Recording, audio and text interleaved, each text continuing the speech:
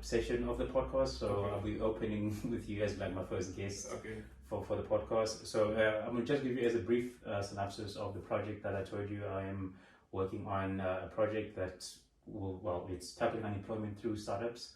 So I'm hoping to create awareness in South Africa or in African countries in terms of how we can cater towards a culture that cultivates startups rather than cultivating people graduating university and then going to a job market that's currently non-existent in South Africa.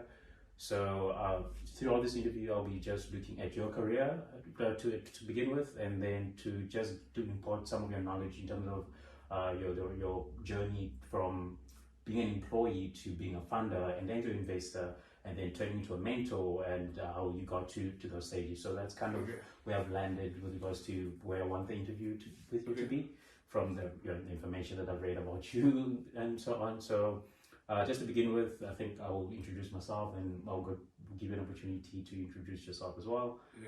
So to begin with, welcome to people who will be listening and people who will be watching. This is from Garage to Growth. The podcast itself is catered towards fostering knowledge transfer between Germany and African-inspired entrepreneurs. So the vision is to foster this environment between the two countries, or between the two continents, hopefully Europe, Africa. And to start off my research, or to start off the podcast, I'll be interviewing Sola Osinoiki, a distinguished business executive with over 25 years of experience. And I think as I was looking at your journey, your LinkedIn profile, I was like, oh wow, how do you get to that extensive level of experience? The things you've done are amazing. The places you've worked on are amazing. So I'll just love to give you the platform where you just give a little bit of background about yourself. So the floor is all yours. All right, thank you. It's great to be on this podcast and to be part of what you're doing as you explore this topic. It's a very interesting topic. So the name is Sola Osinoiki. Background is I studied civil engineering in Nigeria. That's what I studied. But then I came to the UK. I went to the UK, and when I got there, there was no jobs available. And so I kind of ended up doing different kinds of jobs, working as a security guard. And one day when I was working on the job as a security guard, I found a link that took me to a graduate placement at the University of Manchester. And that's really where my journey started. Then I began to learn how to code. I taught myself how to code. And then I became an analyst programmer and kind of built my career, if you like, through that. So who am I today? I work, I'm the director of two companies, Josh Leadership Academy, which is my coaching academy, and then Josh Leadership Limited, which is my consulting organization, which I help organizations with HR technology, people technology, and solving for technology solutions within business. Nice. So the one thing that I found interesting when I was reading your book was the fact that you got your degree, you went to the UK, and then you got there, you weren't able to get the job in the industry that you spent pretty much your time studying, going, oh, this is where I'm going to end up eventually. But then you got there, you were met with, oh no, I can't get jobs. So that can-do attitude that you had to, and I think you emphasized it in terms of, I decided I'll be the best security guard I can be. How did you foster that environment by yourself in terms of, this is who I am, I have a vision for myself, let me not just be okay with where I am currently? Yeah, I think that came from a situation that occurred where somebody looked down on me because I was wearing a uniform as a security guard and made an assumption about me. I think as they made that assumption, they basically said, you can never afford a new car, it will take you years to get to the place where I am at. And I sat down and thought, actually, the uniform I'm wearing doesn't define me. I'm a civil engineering degree graduate, but I'm doing this to kind of make ends meet. And I think there, in that moment, I formed this mindset of, I will never let the uniform I wear define who I am. I will never let the job I'm doing define who I am, because I am who I am within me. And you see a security guard, but I know I'm a civil engineering graduate, that I can build bridges and I can build roads. But right now I can't do that because the opportunity hasn't opened. I think that's where it came from. I think it came from this idea of, you're not defined by where you're at or who you're defined by who you feel on the inside of you. And I think this whole idea of that whatever your hand finds to do, do it as unto the Lord, really kind of fostered who I became or who I have become. Yeah, I think a lot of people find themselves in those situations. I think across the world currently, where they have these degrees, but then they're not working in the jobs that they spend years thinking that's where they will end up at, and most of them go, "Oh, well, this is my situation right now." I think it's amazing where you were in that situation. You're like, okay, this doesn't define who I am. I know what I'm capable of, and you put in steps to get to where you currently are now. And I think when I was reading the book, I was like, oh, that's amazing. And I think I was like, okay, cool. I know who I am as well. Maybe if I put in steps as you laid out in your book, I was like, okay, cool. Certain situations don't define you. You can move out of your situation. So that was great when I was reading your book. So can you share a little bit about your journey in terms of where you worked for 25 plus years, and then you were like, let me hang up this cap and put it on another one, and now let me become a funder, let me become an angel investor, let me go into the entrepreneurship sphere space and go, let me help and mentor the next generation. When did that shift happen for you? So I think the shift happened for me, I think it started when I was working for NASPERS. NASPERS and Process, two organizations that, for those who don't know, NASPERS is a large technology investor that has many companies. I think by the time I was working with them, we had about 83 companies under our portfolio, including Media24, OLX, PayU. And while I was working there, I think my eyes got opened to the possibilities of, the startup culture. And then I realized that actually Africa needs Africans to fund Africa. And I think during COVID, I spent a lot of time on Clubhouse.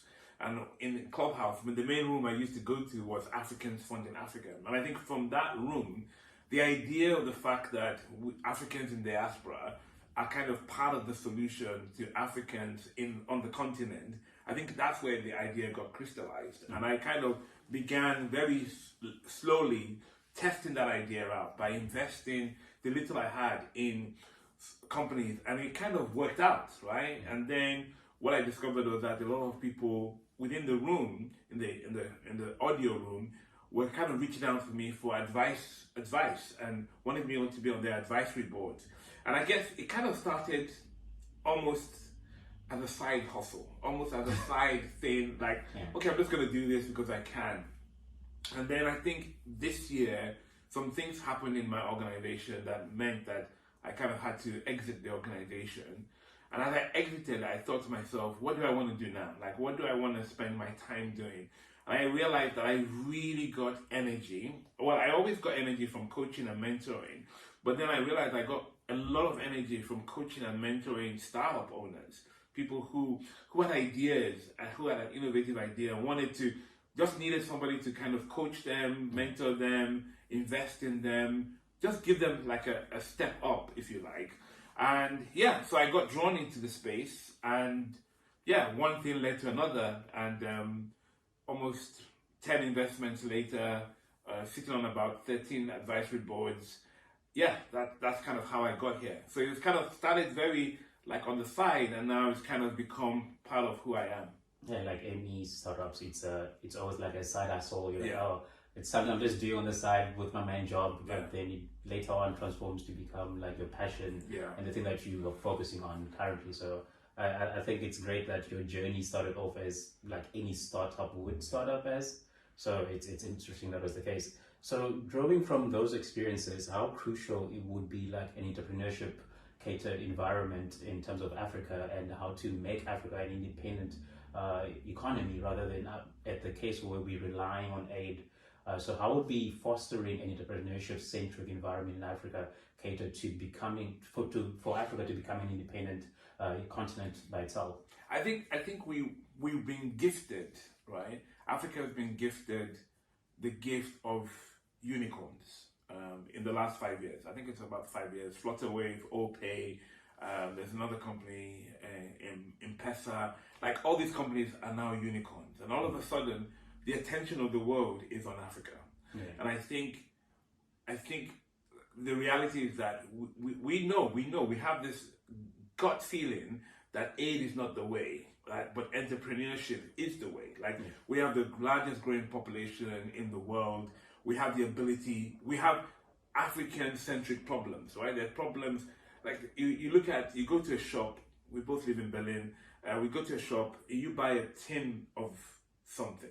But in Africa, people buy a tin and then they break it into smaller pieces because that is the only way they can really reach the masses. And I think the fact that there is a mass market that doesn't look like a regulated, I was talking to an investor the other day and we were talking about the fact in Africa there's an unregulated market, but it's still a market. And actually, Flutterwave, I would always say, started from an irregular market into a regulated market because it was solving problems that's not a Western problem. You don't have a Western problem of people in the market trying to get their money to the bank, right? You don't have that problem in the Western world because everybody has a bank account, everybody has to. So I think there are certain things that Africa has that leads it to be a place where entrepreneurship could thrive. And actually, when you think about the fact that we skipped over this landline and we went straight to mobile phones, and actually you look at Nigeria as an example, even the poorest of the poor have a mobile phone. Even if they don't have a lot of credit on it, they have enough to ping you to say, call me, and then you can call them back. So I think Africa itself is prime set to go beyond aid into more entrepreneurship.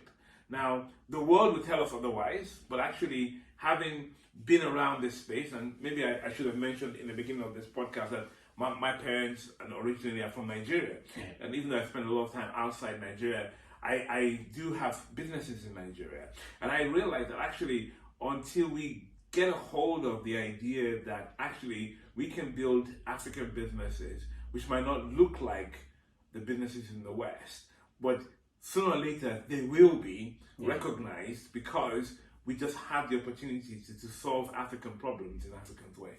I think there's been a wave that I've witnessed here in Berlin from the startup events, especially the African-centric ones, where the notion is not what can Europe do for us, but what can we do for you guys? And the notion of Africa is ready, Africa for Africa solutions. It's more in the sense of we know what's going on in our respective countries. We know the issues in our respective countries. There's people building up solutions for those issues. The issue now is how to get those people building those things and give them the resources to cultivate those businesses or those solutions. I think that's kind of what's missing currently in Africa, that resource-based information not being available, people having ideas or not knowing how to cultivate those ideas. So how would you go about, because I know you are also a director on Impact Shakers, how would cultivating accelerator or incubator type of platforms help cultivate this culture that caters towards building entrepreneurship amongst Africans? So I think, again, I think we need to take what we already have, right? So what we don't recognize and look at is the fact that startup culture is in our culture, right? So I'll just tell you a story and then you can see what I mean. I don't know where you're particularly from, but if you think about where you're from. Cape Town? Yeah, in Cape Town, but maybe the village where your parents are from, right? In that village, there will be women or men having a little shop, right?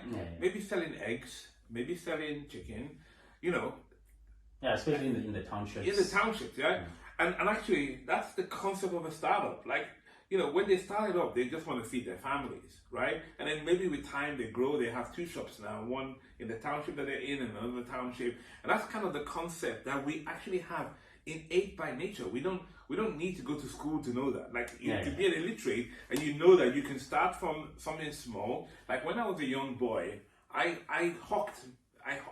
sold things on the streets, right? And so you learn how to trade from a very young age. Like you help your parents build businesses.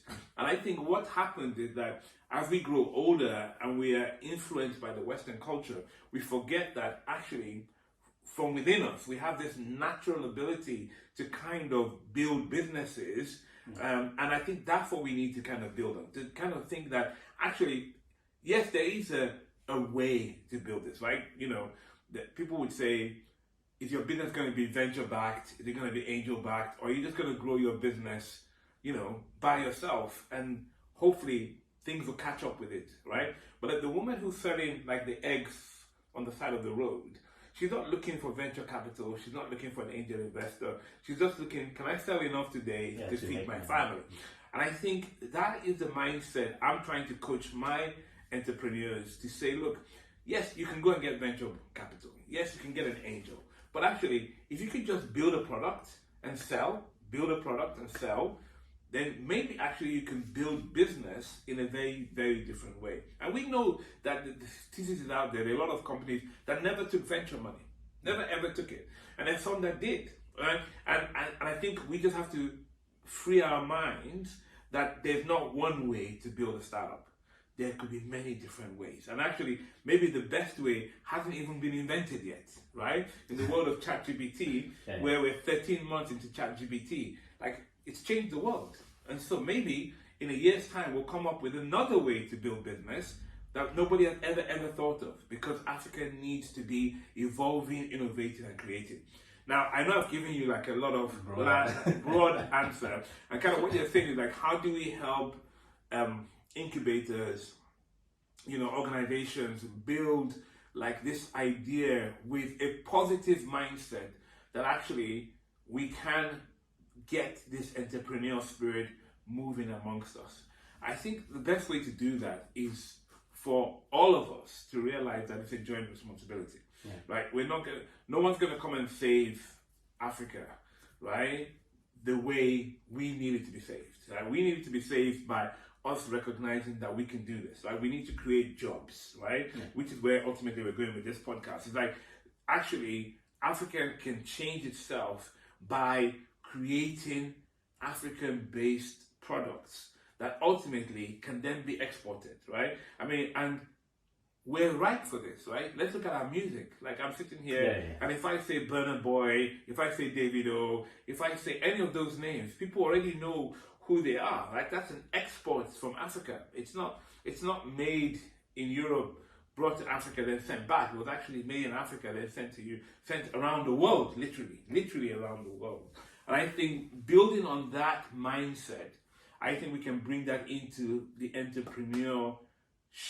Right? I was talking to a startup the other day who is solving a problem that doesn't exist anywhere else. Maybe it might exist in China and India, but Africa problems are not always going to be easy to recognize unless you're in that context. The problems that they have around just getting some basic things like water, right? Coming up with innovative. I don't know whether you ever saw the film about that young boy that created a wind turbine. Because he looked at the problem and he knew how to solve it based on what he knew. He didn't know physics or thermodynamics and all those things. He just knew that if he took these two things together, with no Google, no YouTube video, nothing, he came up with an idea and developed that idea. And I think we need to cultivate that mindset, creating opportunities. I always say, it's no mistake that Mark Zuckerberg went to Nigeria to find where all these engineers are coming from. And they're coming from people just learning to build and to encourage and to help one another. And I think Africa is definitely ripe from out of Africa should come this ability to innovate and create solutions. I think the one thing about Africans is most of us have lack of resources, but we know how to utilize our resources to greater opportunity. Like you mentioned, the family where they'll buy a tin and then they will divide the tin up to cater to the rest of the family, because we know how to use our resources in order to fill certain gaps that we might not have. So that drive that we have is there, but yes, the issue is that we lacking certain resources to help us achieve certain things that we will need to. Like, the resources are there, the people are there. We are one of the youngest growing age-wise in the next 20, 30 years. So we are ripe for growth, but at the same time, do you believe let's say our government support structure, is that stifling that growth of people in Africa, in a sense where the government support structure doesn't really give back in terms of growing the economy that's there, growing the people that are there, and even if the aid is available or they have aid to distribute in terms of to the individuals, it's not really distributed in places that usually you can see or impact. Do you think that's a big issue in terms of helping grow the economy in Africa to a degree? Look, I'm going to say some things that maybe not everybody's going to agree with, right? But I'll lay it out the way I think. I think there is a limited mindset, right? That kind of limits everything and kind of places the responsibility on government. Now, government has a part to play. Yeah. But actually, if you look at Andela as a startup, government really didn't have much to do, because Andela created a model where people stayed in Nigeria and were working for companies in the United States. And so actually the only bit that the government gets involved with is the tax element. And I think that's what we need to begin to do, is to kind of look for solutions. Now, don't get me wrong, I do believe the government has responsibility and they should definitely play their part. And I think partnering with government will be a good way to really help the entrepreneurial spirit. But I do think that the government has one mindset of how they think they can grow Africa and how they can distribute what they have. But a lot of what they distribute doesn't reach that one lady who has to come up with an idea of what she's going to sell to the neighbors to be able to feed her family. Yeah. Or that one young man that starts tilling his ground in the back of his house and starts planting maybe cassava or yam, and actually the more they plant, the more they come up with some kind of shift cultivation, and then they're able to feed their family, but then they have a little bit left over that they can sell. So I think we definitely need, if I would say, 3 approaches, right? One is government and how the role that government will play. And I would say the politics of that all includes, whether it's the World Health Organization or the World Bank or whatever that is. That's one way of looking at it. Another way is Africans in diaspora, right? We already remit, I can't remember what it is, 5 billion every year to the African continent. Is there any way we could take that 5 billion that we're remitting and maybe break it up as one being black tax and the other bit of it being investments, right? And so that actually the people we're giving the money to are not just enjoying life, but they're actually taking some of it and recreating wealth with it, right? The whole idea of teaching a man how to fish, give the man a fish and then he'll come back for more, but if you teach a man how to fish, then he can go and fish by himself. I think that idea, so I think there's the government aspect, there's the diaspora aspect, and then there's the local people solving problems and taking a solution and growing it, taking a township solution becomes a city solution, becomes a national solution, becomes a continent solution. And I think it's got to be said at some point in this conversation that we as Africa need to become more, if you like Europe, where we allow this intertrade to happen. Like if I want to buy something in Kenya, I don't have to go to London and then to Kenya, right? Why can't I not just go from Lagos to Nairobi and do my thing within the continent? And I think once we begin to do that a bit more, and there's ATIF and there's many things in motion. There's the confederation of the northern countries, Rwanda is opening up the boundaries and visa-less borders, etc. But the more we can do that, the more we can allow, if I have a great idea that works in Nigeria, why do I have to take it first somewhere else? Why can't I not just take it down the road to Kenya or to Rwanda? Why can't I find local partnerships that really work really well? Why can't we have some kind of denomination or money value that we can share between us so that we don't have to kind of depend on everybody else? I think all those ideas have been brewing, but I do think that our generation, the younger generation, are the ones that are really going to bring this to fruition, because it's about breaking down walls to allow entrepreneurship to thrive. A lot of things that happen in Europe, for example, a lot of the German companies, they don't even need any other market. They just have the European market. Right? The European market will take up everything that they're producing, and then it's what's left that goes to the rest of the world, right? And so I think we need to get to the place where the African market is like our first market, and then we are selling to ourselves, and then what's left is what we sell to the rest of the world. So hopefully that answers your question. I think your take on an Africa-centric market is brilliant. But I think that's one thing where, as an African, you can't really go into another African market unless because that's the issue. Like, you can't solve an African issue because Africa is so huge. So you have to kind of cater to that other country's legislation, the other country's market. But if you had a more union or united Africa solution, where if I'm from South Africa, I'm like, I can go to Namibia and be like, oh, this is my business. Can I just run it here? This is what I'm doing already. We're very united in terms of running of things. It will make things way easier. Yeah, it will do. And I think that's why, the East African conglomerate, ECOWAS as an example, and I think more and more, like, before those things were more like in name and for politics, but if we can begin to use them for business. So like, if I'm part of ECOWAS and I'm in Nigeria and I'm producing something, or I'm in Ghana and I'm producing something, it's easy for me to just trade and sell between the different countries. And I think, it goes without saying that Africans need to like each other first, right? We need to break down those walls, those barriers that are put in place, because as much as people would say the French and the Germans don't get along, when it comes to business, there's no fighting. They do business together. So I think we just need to get to a place where in which, yes, Ghana and Nigeria can fight over who has the best jollof rice, but when it comes to trade, we don't let that get in the way. And when it comes to technology, we don't let that get in the way. Like, if I'm gonna, like, I love M-Pesa and how it works in Kenya. And I think if we can get that M-Pesa to Rwanda and other places, or whatever the right tool is, right?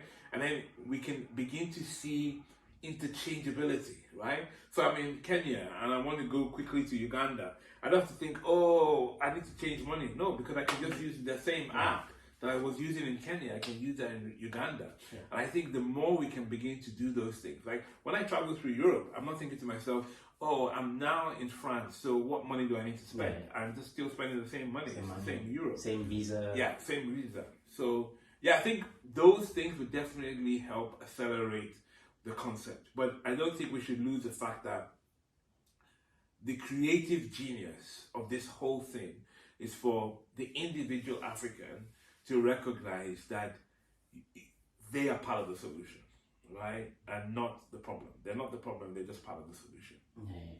Yeah, I think that's a changing of mindsets as well. When we look at ourselves and we're like, we have issues, what can we do about those issues? But we don't look at ourselves as part of the solution to those issues sometimes. I just want to touch on your can-do attitude as well. And in your mentoring experience, how do you impart that can-do attitude on other people? Because I think that's the other aspect that's missing in an African context, where people feel they can't do it, or that fear of, oh, if I start something, if it fails, oh, I'm done. So how would you impart that level of can-do attitude, where you started off as a security guard and you were like, this is not who I am. I know I am. How would you impart that feeling or that in someone, and how do you do it in terms of your leadership or mentoring? There's a book by John Maxwell called Failing Forward, and being willing to embrace failure, right? Everybody says Albert Einstein, I think there's a saying that he said, like, he didn't fail 100 times, actually he found 99 ways not to, or not. So taking a mindset of not being afraid of failure and embracing failure. Like, I could have said to myself, look, I'm a civil engineering graduate, look at me, I'm sitting here earning pittance, working as a security guard. But my can-do attitude came into play because I realized that actually this is not going to define me. And I think we need to get to that place where in which, I'm a startup, I started small, but that's not going to define you. Like, you start a startup, it was a good idea, but it failed, fail quickly, fail fast, and move on. And I think the ability to recognize that failure is not a bus stop, right? It's just part of it's just part of the journey. Like, if you fail, you just keep failing forward. You don't fail backwards, you fail forward. And I think when you say, how do I impart that into the people I mentor and coach, I think I do that by just telling them my story, my journey, and then helping them to embrace their own story. Like, taking their situation and say, oh, I thought I was going to get let me even make this a little bit messy for you. Like, I have a civil engineering degree, but I got a third class, right? People would say to you that you cannot become anything in life if you have a third class from university.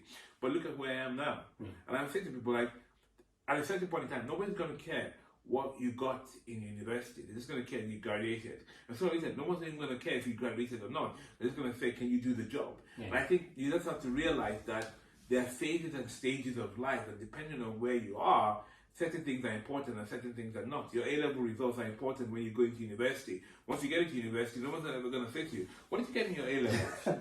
Right? No one. It's not important anymore. It was an entry. It was a requirement to enter. But once you enter, it's an opportunity to now play. And how you want to play. Like, you could get the worst A-levels and come out with a first-class degree, right? You could have a first-class degree and come up with a terrible master's, right? You can have a first-class degree and not get a job. You can have a third-class degree and get a job, right? So the tables that are set before you shouldn't determine who you are or who you are is really what the whole makeup of you. Like, what did you learn from getting a third class? What did you learn from working as a security guard? And being able to then wrap that up into something that kind of pushes you forward. And so when I'm working with people, I kind of make them realize, what have you learned from your experience? What have you learned from that experience? Bring it all together, and this is kind of the way you can move forward. And then trying to imbibe that into people, that failure is just one of the things that's going to happen in life. You can't, they say, like, to have a testimony of something that worked, you have to have had a test, right? And so you need to go through an experience to come out the other side. And I think that is kind of what I intend to do with the people I coach and mentor, really to kind of help them realize that where they are is not the final stop. And on that note as well, as we spoke about your starting your career, which was more of a startup level journey, it was a side hustle. How would you tell people that have side hustles, which I think during COVID was kind of the thing that people shifted to, in terms of how to take these side hustles into an actual startup or becoming to the point where they're solopreneurs, where they're actually running their own businesses, rather than just relying on the side hustle as just a side thing that they do. How can one be like, okay, let me just shift to my side hustle and focus on that as an actual viable career or company? How would you impart that? I think there's two things to this. One is intentionality. So for you to do that, you have to be intentional about it. That's the first thing. But the second thing that we have to talk about is the fact that you need to put food on the table. Right? And so people are afraid because they are worried about putting food on the table. And so a lot of people will say, well, my main job is what feeds me, and my side hustle is just my side fun. But I think that's why I think let's acknowledge that, but then overlaying an intentionality about it, then takes your side hustle to a real hustle, right? And allows you to quit your 9 to 5 to go and do this full time, because you realize the potential that is within your idea. Now, the other thing to know is that not every idea is going to fly. Like, I wish I could be a golfer and, just play golf all day long and make money from it. But I'm not going to be Tiger Woods, right? I'm not going to. So I need to know that is always going to be a side thing. Like, it's something I could coach, I could help kids, I could do something, but it's not the main thing I'm going to do. Whereas somebody else, right? And I'll give you an example. My wife, for example, she was a project manager, a business analyst, she ran a PMO office, but she had a passion about music. So it was a side thing. And then the side thing became her real thing. And actually now, for the last 25 years, she's been running a music school because she was able to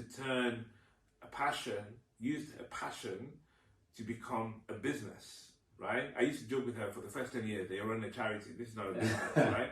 But then, she persisted and she made, a side thing, the main thing to be her feeder, right? And I think that's the journey we need to go on. And it does take intentionality. It takes being deliberate. It takes her going back to university and studying how music impacts the psyche of children, and being able to know that she can actually offer something that most people don't offer. So she actually starts her kids program from like 6 months, because she learned that if you expose kids to music at a very early age, it impacts their maths, it impacts their speech, it impacts their interaction. And she's done enough experiments and been in this field for long enough to know that this is true.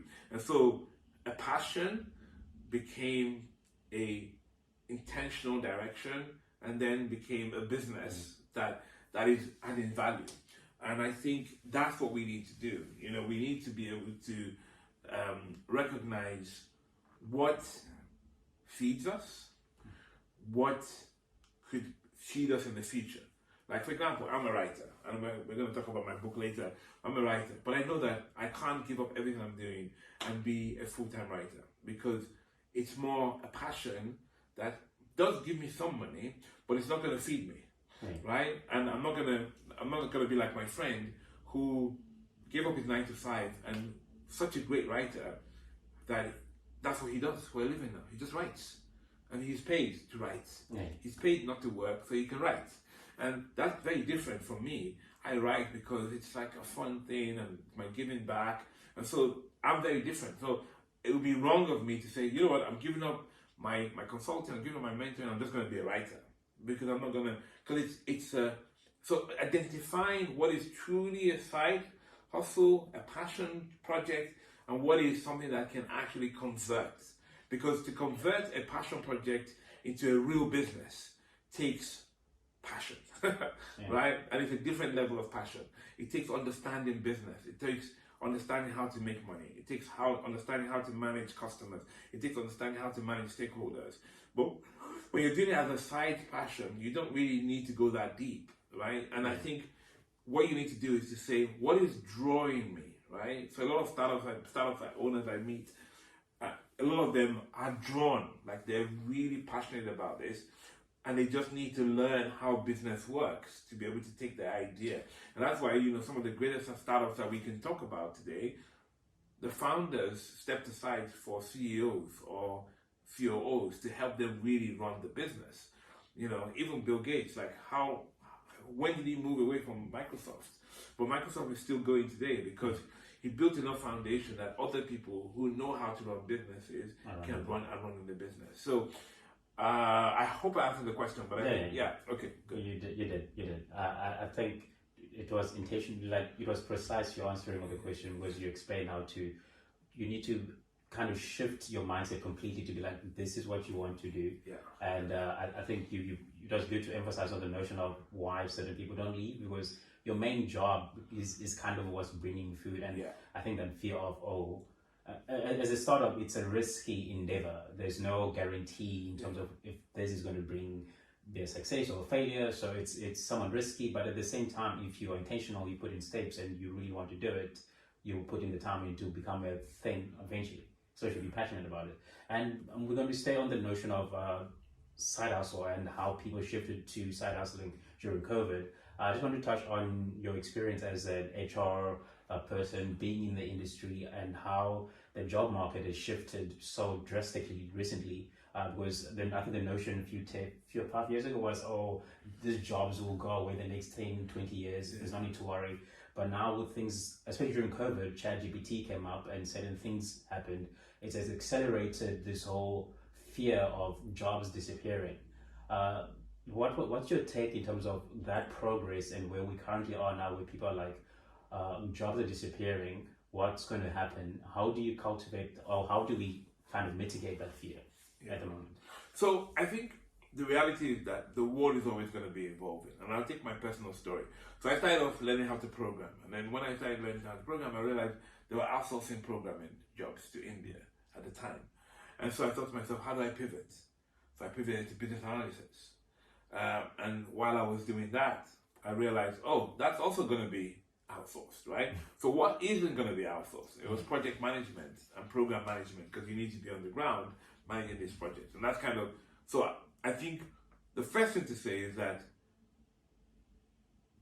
there is a spectrum of everything, right? And the thing that really brought this home to me the other day was when I think I read in a paper, DWP, it said something around, and I might quote the statistics wrong, but it was definitely above 70. Above 70% of companies in Germany still use a fax. Above 70% of companies in Germany still use a fax. I guess that's a German-centric thing, because in South Africa, you won't even find any company that uses I know, fax. but I'm just saying that this is just interesting statistics, right? So what I'm saying is that as much as everybody thinks that, yeah, everybody's going for the new job and, ChatGPT is going to get rid of all the jobs and, there'll be no programmers left, there's still old jobs and there's current jobs and there's new jobs. So I think one just needs to decide where in this big world are you playing, right? So for example, ChatGPT in reality, as where we are right now, generative AI is not ready to replace humans. At the moment, the way we are with generative AI, we are more in a place where AI is enabling people, right? So if you're a programmer and you want to program quickly, you can use ChatGPT to get you a cheat sheet that you use to kind of push your things forward, right? As much as ChatGPT can develop code, but it still needs a human being to enter those in bracket codes, and that's what people are making mistakes. And they go to ChatGPT and say, "I'm applying for a job, give me a letter," and then they paste the letter in. They forget to realize that ChatGPT says, "Write the name of the company, write the name of the," right? So those small things, as small as they are, they're very, very important, and that's the human aspect of humanity that's not going to go away, right? And I think we shouldn't get too fear-mongered. Like I work in HR, like you said. Let's too fear-mongered about what is and what isn't. So let's take the area I work in, HR technology. There are organizations that still don't have the HR platforms in the cloud. It's still on-premise. Like, you think, really? Yeah, it is. Like, they still prefer to be on-premise. They still prefer to have their own servers. And even though we think that the whole world has moved to the cloud, but there's still some people that have it on-premise. And depending on which countries you go to, there might even be a higher population that still have it on-premise. They haven't even looked at SaaS technology yet. They're still doing the old ERP solutions, right? Whereas other people now have moved to generative AI. They're using AI to kind of analyze LinkedIn profiles to find out who they should hire. And so I think with time, there will always be this spectrum of cutting edge, early adopters, if you like, they're early adopters, people who kind of wait, and then there'll be laggards. And I think the most important thing is to find out where you fit in that whole process. And I think, and actually the great news for startups is that if you plan it right, you can actually have a startup for any of these, cutting edge, current state, or laggards. And they all need solutions to kind of speed up what they're doing. Yeah. And so, and I think the point you were making around there being, yes, there is a big change into the way work is done. There is a big change, but as much as those changes are happening, what you as an individual need to do is just to stay agile. Like, stay agile, be conscious of how your job can be enhanced by AI, and not be afraid of AI, at least not now. So eventually we'll get to the point where you're like, oh no, it's taking our jobs, but at the moment, adapt to it, use it. Yeah, and I think maybe we don't realize how much we are already integrated into this whole AI space. Let me give you an example, right? And there's a great book called A Brief History of Tomorrow. And this guy wrote about this whole idea of the fact that actually we keep thinking that our jobs are going to be taken away by AI, but actually most of it we're intentionally giving it over to AI. Let me give you an example. If I say, okay, meet me at Strasse, the first thing you're going to do is go into Google. Next thing you're going to do is go to Google Maps, and then you're going to find your way, right? And even if you're driving and you know that you could go straight, but the Google Map says take a left, you're going to be thinking to yourself, well, if I don't take, last time I didn't take a left, you know what happened? I got into this whole traffic, so I'm just going to go straight. And so actually, in that case, you have given over your ability to think and make a logical decision on which way to go. You've given it over to the AI. And actually what this book was saying, this book, Brief History of Tomorrow, he was saying that we're going to get to a stage in which actually the AI let's take waves, for example, is going to decide that actually 6 people are trying to go to the same place. If they all go there, it's going to create a traffic. So actually, I'm going to take one of them on a detour so that it doesn't clog up the road. And actually, in that case, you have given over, because you're thinking, I know to get to where I'm going is straight ahead, but your sat nav is telling you, no, take a right, take a right. And then you take the right. And then you take the right? And so I think it's already around us, but it doesn't change the fact that there's self-driving cars. That's already a thing. It's not to be. It's already here. But it doesn't mean that people still take, the old cars, vintage cars that don't have all these computers.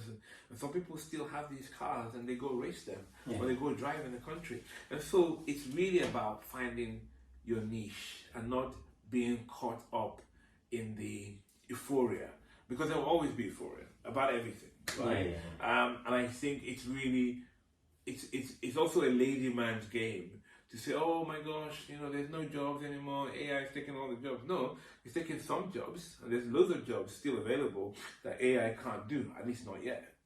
So I think we just need to kind of be practical and solution driven. And maybe the word I will use is agile. Just be agile. Adapt. Be adaptable. Be adaptable, be adaptable, be adaptable, be adaptable. That's kind of the thing. Like, okay, you don't have to use Google anymore, you can use ChatGPT to do the same thing. Okay, so let ChatGPT help you out to get you to where you need to get to. But at the end of the day, the one thing that ChatGPT can't do right now is be innovative or creative. It can only that human touch. It can only regurgitate what you have already done. And that's why some of the risks that people are saying around ChatGPT is that if you put your own information that you've created and put into ChatGPT for it to rewrite it, guess what? It's not part of ChatGPT's model. So because because that's true. Like if you write an essay that is all your thoughts, you put into ChatGPT and say, hey, tidy this up for me. All of a sudden, you've just given it more information, right? And then that's how the model grows, right? It's more information.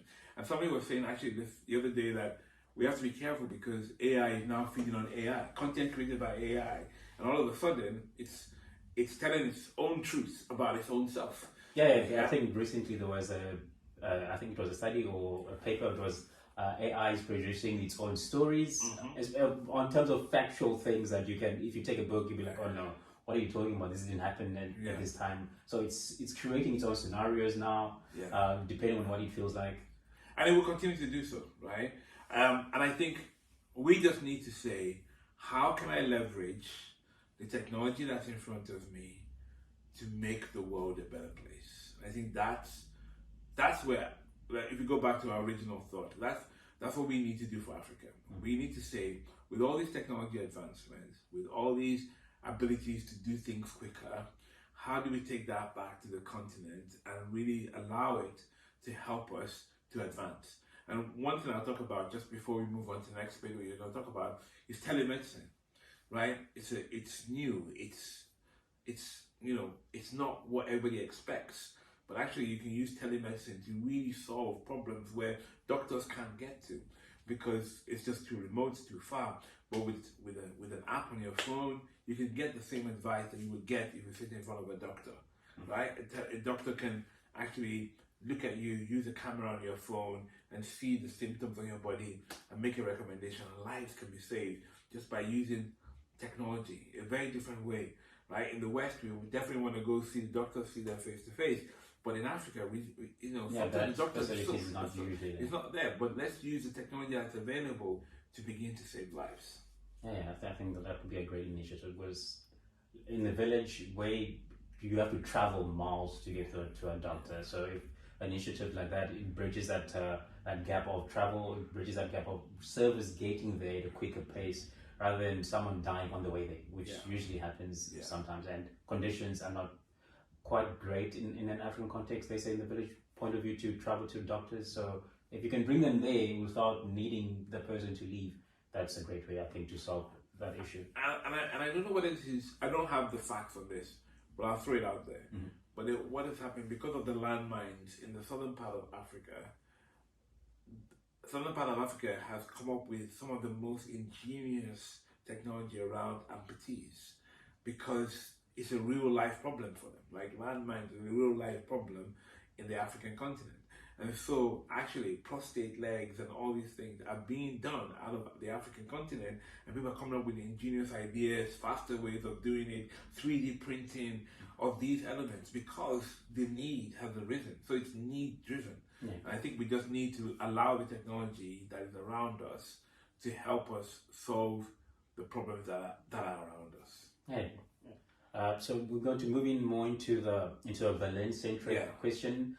Since you've been here and you've been around Europe, from your experience around Europe, what aspects of what molds in terms of the startup ecosystem can Africa look at and be like, okay, certain things here that are working can be implemented in an African-centric mode that could function? You did mention one of creating a union like the UN, like Europe has in Africa. What other situations can Africa do that we can look at and be like, this could work in Africa that's currently working, let's say here in Berlin? I mean, the Berlin story cannot really be told without talking about rocket internet, right? And the ideas of these brothers who came up with the idea of concept of how can we take what Silicon Valley is doing and replicate it in Berlin? And actually, the Berlin ecosystem of startups really came from that. And I think, again, it's that can-do attitude, like what they do there, we can do here, right? Might not be the same, and some people might say, "Oh, they plagiarize." I don't know, right? But the reality is that they did build something from scratch here that could compete with things over there, and they continue to do so. And I think that's something we need to think about: is to say, what can we learn from the good things that we're seeing from other ecosystems around the world, and begin to leverage that locally, right? I think that's the first thing. I think the second thing is put aside this whole idea of trying to be a unicorn and that dream and just serve the local economy, right? And I think the local economy builds on it. So let's not get too grandiose with the story. Let's build the story first. You know, a lot of startups, they stop themselves because they come up with the idea of like, well, how can I make this a unicorn? I'm like, well, just make the first 100K first, right? Before you start thinking of becoming a unicorn. So I think that idea, which I see in Berlin, that can do, just get it done, just give it a try. I think we can take that into Africa and really leverage that.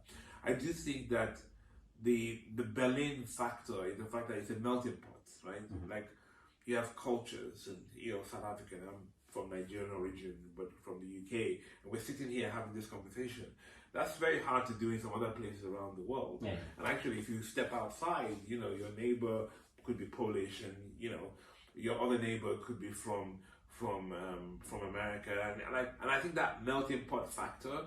They always say that diversity does lead to more innovation and creativity. And I think when you look at the Berlin ecosystem, that concept of really solving real issues with innovative ideas, whether it's climate change, whether it's plastics, whether it's water, I think you can definitely learn from that to say, look, what's my thought, what's your thought? Like I can really imagine, like, if a Nigerian and a Kenyan and a South African sat down together and said, okay, let's solve the water problem. Hey, I've got a view from what's happening in Nigeria, I've got a view from what's happening in Kenya, I've got a view, and then you bring it together and you solve a problem that actually could fix East, West, and Southern Africa, right? I think leveraging those kind of thought patterns will definitely be something that will be helpful. And I think maybe the last thing is the fact that a lot of money within Berlin kind of stays in Berlin, right? They kind of fundraise, but they kind of find a way of putting it back into Berlin, right? They kind of make sure that they're supporting the local. The government supports the local. And I think that this self-fulfilling prophecy of, let's invest in ourselves, let's help ourselves, let's make sure that people have jobs, like even if we're innovating, let's make sure that the next level of training that needs to happens, so that it's this constant making sure that the people are okay. I think that could be something that we should definitely leverage in Africa to say, yeah, we're going to come up with this idea of mechanized farming, but let's make sure that the locals are taken care of. And I think we have resources. I think, for example, I think Zimbabwe, they had resources, and I think what was lacking when those resources were available was the necessary knowledge given to the citizen to impart to them in terms of, oh, you're having this land now, this is how you cater to growing, farming, creating business to what you're getting now. Yeah. So the issue now is you're seeing with a country that was one of the greatest countries in Africa that's suffering because that lack of knowledge that was not transferred to the locals. Yeah. So I'll tell you a story. It's not a great story, but it kind of goes to that point. And the story is that I was in Zomba in Tanzania, a place called Zomba in Tanzania, and in this village, some nuns had come and they built like they had a pond, and they had fish in the pond, and then they had ducks on top of the pond, right? And the ecosystem worked that the ducks put their excesses into the ground, the fish ate it, and then kind of like, it was like it kind of worked very well. Now when the nuns left, they left this fish farm and duck farm to the locals, and the people just killed the ducks. And they ate the ducks, and when they killed the ducks, the fish died. Yeah. And the people were like, oh, what happened? This is, there's some kind of curse on the... No, it's a simple thing. If you kill the ducks, the fish die. If you kill the fish, it's like, and it's like, I think that understanding how the system works is very, very important, right? So when we inherit something, whether we inherit technology or we inherit money, we kind of understand how the system works, and being able to apply the system better is very key. Yeah. Because you could get this great opportunity, but not knowing what to do with a great opportunity just means it's a waste to a large degree. So I think that imparting of knowledge is somewhat lacking back in Africa, and I think creating platforms where people can access that information is important, was there is skilled individuals. Yeah. The whole notion of there's a brain drain in Africa is not because people are not ready to work, it's just people that are skilled in Africa are like, there's no resources for me to do anything, so let me look elsewhere. Yeah. So that's why you get opportunity. So that's why people are leaving Africa, not because people are like fed up. I would love to be back home. I think everyone else who's African to a large degree, they would love to be imparting or redistributing, growing their own countries, but then either the resources are not there for us to do so, and the people that are there are not helping cater to that environment of, oh, let's work together, let's put this together. So that's kind of lacking to a degree back home. So I just want to touch on, like, we're getting to the final parts. I just wanted, what advice would you give to the youth currently in Africa in terms of what can they do to leverage this booming economy that's about to bloom in Africa? What advice would you impart on them? So I think maybe I'll just pick up on the last thing you're talking about, education, right? Educate. Like I taught myself programming, right? No, I didn't go to the school. I didn't have the opportunity like people have now, where you have YouTube and Udemy and all these kind of things. I think maximizing the opportunity to learn is the first thing I'll say. Just learn. Yeah. And people say, "But what am I learning for?" Well, you're learning because when the opportunity then does come your way, you will know what to do with it. So I think education is very, very, very, very, very, very important, right? Because as a foreigner who came to the UK, the reason why I was able to get out of the security rut is because I was a graduate. I was a graduate. So when I saw a graduate placement role, I could go for it because I had that base knowledge, that foundation of being a graduate. It doesn't really matter. They don't really care when you graduated in, because it was more like a graduate program. I think being able to get educated and I don't just mean, tertiary education. I'm talking about education around things, because the world is changing. When I was doing programming, it was Visual Basic, and that was it, and a bit of Java, and then C, then it became C++, then C++, and then it became React, then it became, it's changing to Python, and, before you close your eyes again, there'll be another language that's created, right? And so just your ability to say, I'm going to learn, I'm going to be agile. We've said this word already so many times on this podcast. I think education, agility to move, and then also realizing that we live in a global village now. We're not just, Nigeria is not just isolated from the rest of the world. Actually, all eyes are on Nigeria. You know, you can sit here and know what's happening in Angola. You can sit here and know what's happening around the world. And so that globalization works to our advantage also. And yeah, I think that would be what I would say. I think I'll focus on education and seizing the opportunities. You know, because the more educated you are, the more opportunities you'll be able to see. And actually using the tools that we have, using Google, when Google was the main platform, but now using ChatGPT.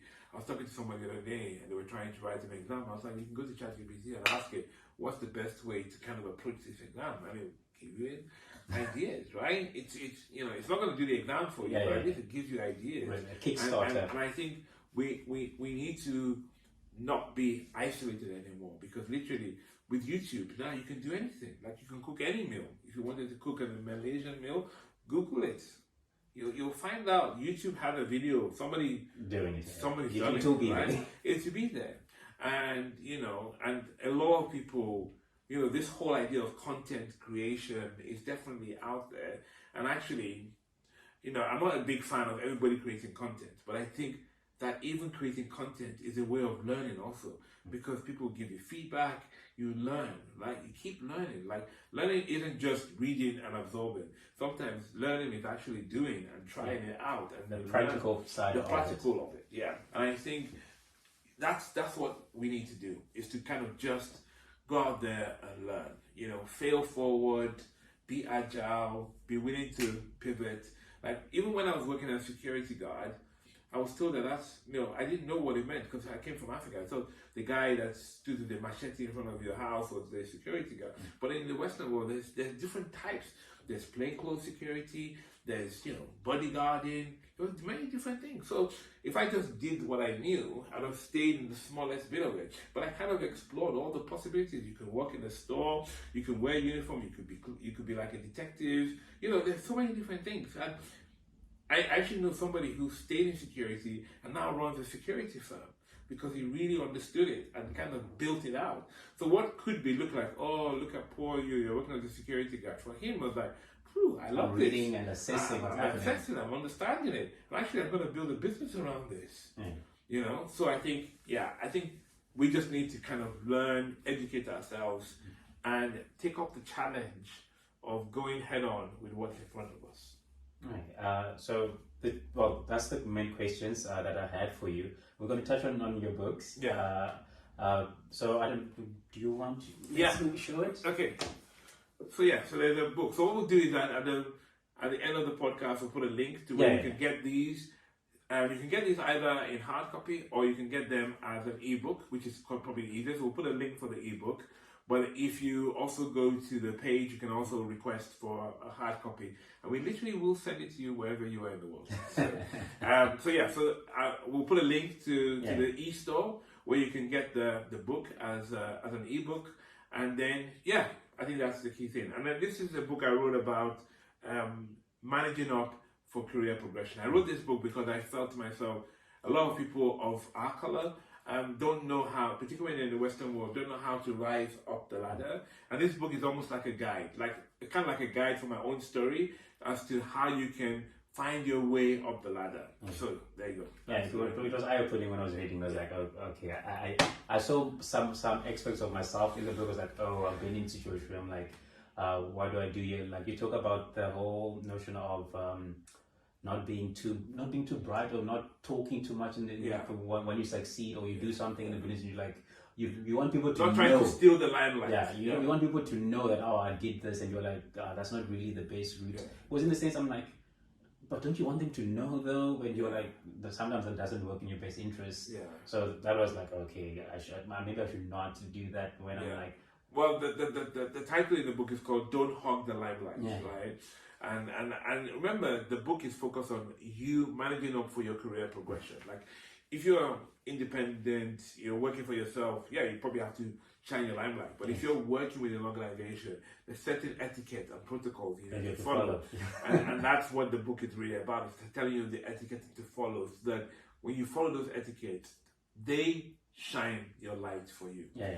All right. And actually, in this book I talk about 2 promotions that I got. They didn't come from me. I didn't even have to ask for it. They just said, based on the fact that we can see what you're doing, we'll promote you. Right? It was them suggesting it. Yeah. Great book. Really suggest people to read it. We'll definitely share it on the link once the postcard is out. Yeah. Once again, thank you so much for coming here. Thank you for being the first person being part of. I'm sure it's going to get better. Well, the trial and error, like with everything, because I would love to give people a platform, especially startups here in Berlin, black-centric startups, share what they're doing. So I would love to create that community where people are sharing what they're doing, talking to other black people or entrepreneurs in general that are in the early stage of their startup journey. So that's what I'm hoping to cultivate with this podcast. So thank you so much for being here too. And if you permit me, I'll just do one shout out for those who are in Berlin, or even anywhere around the world. One thing that is very good in Berlin is something called Black in Tech. So Black in Tech Berlin, led by Kave, is a community of people. Like, it's community, learning through community, building community, and people are really finding opportunities to kind of basically ride on each other's shoulders to be able to know what best to do. So yeah, so if you're ever in Berlin or in the Berlin area, look up Black in Tech in Berlin, and it will be a great community for you to join. Thank you so much. So that's it.